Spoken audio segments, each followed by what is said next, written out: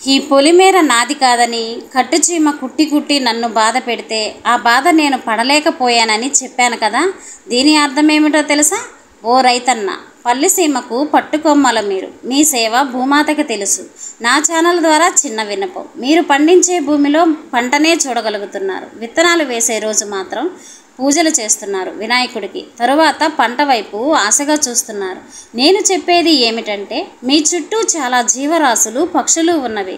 ప్రతిరోజు పొలానికి వెళుతున్నారు, నీటిని మాత్రమే చూడగలుగుతున్నారు. ఆ నవ్వే పైరుని చూడండి, మీకోసం ఎదురు చూసే పక్షులను చూడండి.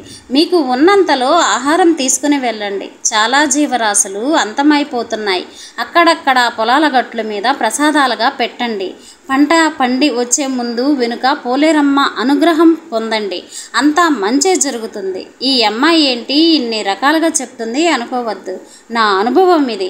ప్రతి మాటకు లీల అందితే ఖచ్చితంగా మీకు వివరించి తీరుతాను. పారే గంగమ్మ పొలిమేరకు నేను వెళితే ఎడమ చేతితో వేసిన చెట్లు వృక్షాలైనవి. నేను వెళ్ళలేకపోయాను. ఊరి ప్రజలను కోసుకొని తిన్నారు. ఒక్కసారైనా నా వైపు చూడని గంగమ్మ అడిగింది. నేను రాలేనని ఆ తల్లికి చెప్పాను. ఆ తల్లి నా దగ్గరకు వచ్చింది. ఇది మీకు చెప్పగలుగుతున్నాను. ఈ వీడియో రైతన్న కుటుంబానికి అంకితం.